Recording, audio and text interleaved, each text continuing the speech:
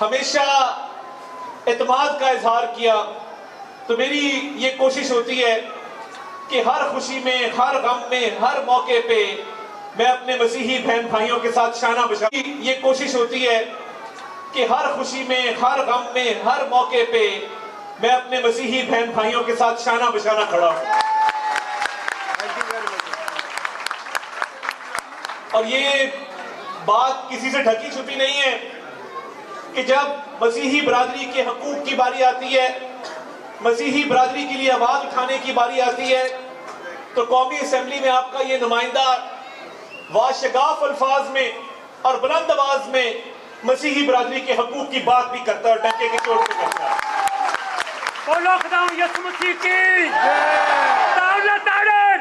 बहुत मेहरबानी। मैं आपको सिर्फ ये यकीन दिलाना चाहता हूं कि आपने मुझ पर एक जिम्मेदारी आयद की है, आपने मुझ पर जिस ट्रस्ट का, जिस एतमाद का इजहार किया है, तो ये खुदा का भी हुक्म है, जो आप पर एहसान करे आप उस पर एहसान करो। और ये मेरे फराइज में शामिल है कि मैं ना सिर्फ आपके तहफ़्फ़ुज़ के लिए, आपकी प्रोटेक्शन के लिए, आपके राइट्स के लिए जो हो सकेगा हम करते रहेंगे। आज ईस्टर का एक खुशी का मौका है जहां पे मसीही बरादरी हमारी ईस्टर मना रही है, और मैं इस मौके पे जो पास्टर साहब ने आज बात की, मैं इनकी आवाज में आवाज बनाना चाहता हूं कि एक तो जो ऑलरेडी कम्युनिटी का फंड है, ये सड़क वाला मामला, तो मैं फिलफौर जो है इनका मुतालबा मंजूर करता हूं, इसको इंशाअल्लाह ताला करके देते हैं। दूसरी बात जो इन्होंने की, देखिए मैंने हमेशा ये असेंबली में भी, इंटरनेशनल फोरम्स पे भी, जहां जहां हो सका ये आवाज उठाई कि हम मसीही बरादरी के हकूक के मुहाफिज हैं। और देखिए हर जगह का एक कानून है, ये किसी को हक नहीं है कि वो कानून को हाथ में ले, किसी को बिला वजह नुकसान पहुंचाए, बगैर जवाब के नुकसान पहुंचाए। और ये मेरी आवाज नहीं, ये हर पाकिस्तानी की आवाज है, क्योंकि मैं ये समझता हूं कि हमें बात करनी चाहिए उन कदरों पर जो आप में और हम में मुश्तरक हैं, जो हमें इकट्ठा करती हैं, हमें जोड़ती हैं। और मैं, जब हम कुरान पाक पढ़ते हैं और पाक बीबी मरियम का जिक्र आता है और उनके मौजज़ात का जिक्र आता है, हमारी आंखें नम होती हैं जिस तरह आपकी आंखें नम होती हैं। तो हमें उन वाक़यात का, उन अकायद का भी जिक्र करना चाहिए जो हमारे अंदर होगा। हमें अभी 4-5 दिन पहले एक बड़ा अफसोसनाक वाकया पेश आया। हमारी मसीही बरादरी की एक बच्ची, 9 साल की बच्ची, इधर टाउनशिप में, महर उसका नाम था, मैं उसके घर गया, उसके वालिद से मिला। वालदा तो उसकी इस हालत में नहीं थी, वो बहुत गमज़दा थी, अस्पताल में थी। एक स्ट्रे डॉग के अटैक से वो अपनी जान की बाजी हार गई। तो मैं फौरी तौर पे इस्लामाबाद से लाहौर पहुंचा। मैं वो वादा कि उसको तो हम नहीं बचा सके, एक अफसोसनाक वाकया। आज के बाद हम ऐसे वाकयात भी नहीं होने देंगे। ये जो आवारा कुत्तों का हमला कई दफा हो जाता है और इसके खिलाफ इंतजामिया भी मुतहरिक है, कोर्ट की तरफ से एक स्टे ऑर्डर आया था, उस पर भी हम काम कर रहे हैं ताकि वो स्टे ऑर्डर से हट जाए और हम अपने बच्चों को तहफ़्फ़ुज़ दे सकें। और महर के वालिद को मैंने गले से लगाया, मैंने कहा ये आपकी बच्ची नहीं है, हम सब की बच्ची है, और क्या पता कि इस बच्ची की जो जान गई उससे कई जाने और बच जाएं। और मैं यहाँ पे जो फेडरल कॉन्स्टिट्यूशनल कोर्ट के हवाले से बात हुई, आवाज़ें मेरे तक पहुँच रही थी। काशिफ ने भी बात की, चौधरी यूसुफ साहब ने भी बात की, गौहर ने भी मुझे मैसेज किया। तो मैं ये आपके तहफ़्फ़ुज़ात आपको यकीन दिलाता हूँ कि ये जो फेडरल कॉन्स्टिट्यूशनल कोर्ट की एक जजमेंट आई है मैरिज एक्ट के हवाले से, मैं आपकी आवाज़ वफाकी वज़ीर कानून तक पहुँचाऊँगा। फेडरल कॉन्स्टिट्यूशनल कोर्ट के आपके जो तहफ़्फ़ुज़ात हैं मैं वो सुन लिए और ये मेरे तक पहले भी पहुँच रहे थे। तो ये मुझे तो इन्होंने कहा कि असेंबली में आवाज़ उठाएं, मगर असेंबली में ज़रूर आवाज़ उठाएंगे, मगर इसके साथ साथ वफाकी वज़ीर कानून उन तक भी ये बात लेके जाएंगे ताकि वो आपके तहफ़्फ़ुज़ात को सुन सकें और उस पर कोई ना कोई आगे का लाहे अमल, इसका कोई हल निकाल सकें। ताकि जितनी भी मसीही बरादरी के अंदर इस पर तहफ़्फ़ुज़ात हैं वो एड्रेस हो सकें। और मैं ये भी आज कहूँगा आपको भी, चोई साहब और पासा साहब, आपको भी, काशिफ को भी, जितने मेरे भाई साथी खड़े हैं, कि आप एक कमेटी बनाएं मसीही बरादरी की। बाकी चर्चेस और लोग हैं, कामरान माइकल साहब से मशवरा करें, सोनिया आशिफ साहिबा से मशवरा करें, मेरी गिल से मशवरा करें, तारिक गिल मसीह से मशवरा करें, शकील आइवन से मशवरा करें, जितने हमारे मसीही बरादरी के सरकर्दा लोग हैं, आप सबसे मशवरा करें, कमेटी बनाएं। इसी हफ्ते आप इस्लामाबाद आए, मैं आपकी मीटिंग वफाकी वजीर कानून से कराऊंगा। और ये तो कोई बात नहीं कि मैं बात करूं और चला जाऊं और ईस्टर की मुबारक दे के आपको चला जाऊं। ये मेरा फर्ज बनता है कि जो हम इस मामले के हल के लिए कर सकें वो हमें करना चाहिए।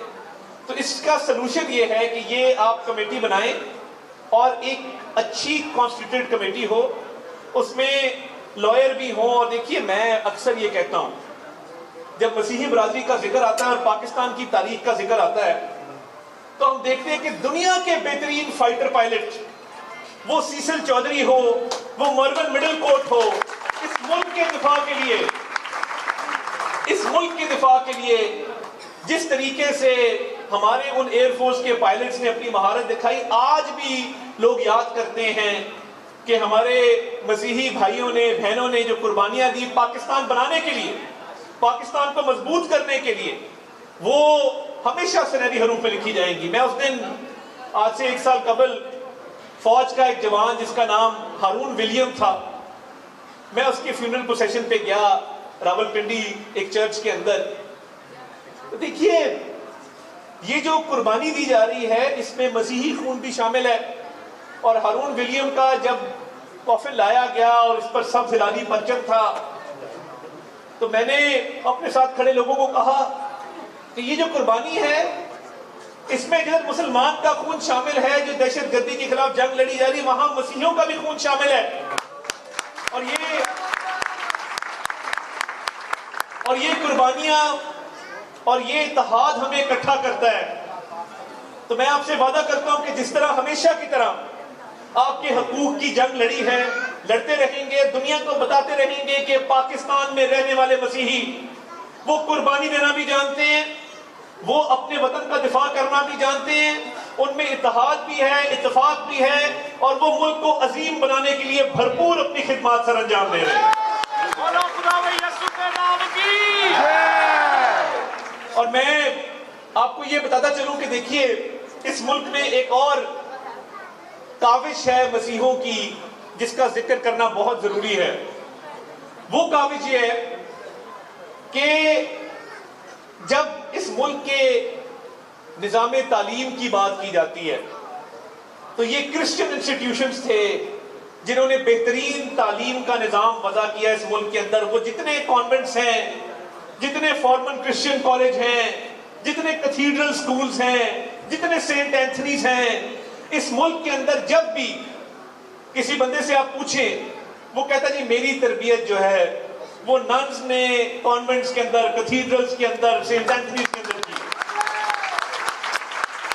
इस मुल्क के निज़ाम तालीम के लिए जो आपकी काविशें हैं वो भी हमेशा सुनहरी हरूफ। और ये मत भूलिए, आपको हमेशा फख्र इस बात पे होना चाहिए कि मुल्क का दिफा हो या इस मुल्क में निज़ाम तालीम हो, इसमें मसीही बरादरी का बहुत कलीदी किरदार है। और मैं अब बस लंबी बात हो गई, मैं इख्तिताम में सिर्फ ये कहूंगा कि आजकल जो हालात हैं, मैं आपको बताना चाहता हूं कि वज़ीर आज़म शहबाज शरीफ साहब ने कहा कि हम लोगों को अकेला नहीं छोड़ेंगे। ये जंग हमने तो नहीं शुरू की, मगर ये पूरी दुनिया को एक प्रॉब्लम फेस हो रहा है कि जहां पे तेल की कीमतें पूरी दुनिया में ऊपर जा रही है। इससे पाकिस्तान का तो कोई ताल्लुक नहीं है, मगर इन मुश्किल हालात में जिस हद तक हो सका, अभी आपने देखा कि परसों रात वज़ीर आज़म ने जो लेवी थी, जो टैक्स था तेल के ऊपर, 80 रुपए उसमें कमी की। वो क्यों की? क्योंकि उनको आपके दर्द का एहसास है, आपकी तकलीफ का एहसास है। वो समझते हैं कि हमने ये मामला मिल के हल करना है। तो मैं वज़ीर आज़म शहबाज शरीफ साहब की तरफ से, हुकूमत की तरफ से आपको यकीन दिलाता हूँ, जब जब गुंजाइश पैदा होगी अवाम को वो ट्रांसफर करेंगे। सब्सिडी का सिलसिला शुरू हो चुका है मोटरसाइकिल्स के लिए, गुड्स ट्रांसपोर्ट के लिए, पब्लिक ट्रांसपोर्ट के लिए। इस्लामाबाद में भी पब्लिक ट्रांसपोर्ट फ्री कर दी गई है, लाहौर में भी वज़ीर आला पंजाब ने पूरे पंजाब में मरीम नवाज शरीफ साहिबा ने की है, वो भी बहुत दर्द रखती हैं अक़लियतों का। तो ये काबिज़ जारी रहेगी, हर तरह से जारी रहेगी, और इन मुश्किल हालात में आपकी हुकूमत पीछे नहीं हटेगी। ये नहीं होगा कि हम कहीं पीछे हट जाएं, या आप देखिए कि हम आपके सामने नहीं आ रहे। आज मैं इस मजमे के सामने आपसे ये वादा करता हूँ कि जो दुख दर्द इस वक्त शहबाज शरीफ साहब रखते हैं, इस सारी सूरत हाल को लेके पूरी हुकूमत रखती है, हर मुमकिन सहूलत जो हो सकेगी वो हमारे बस में होगी, हम आपके लिए पैदा करेंगे।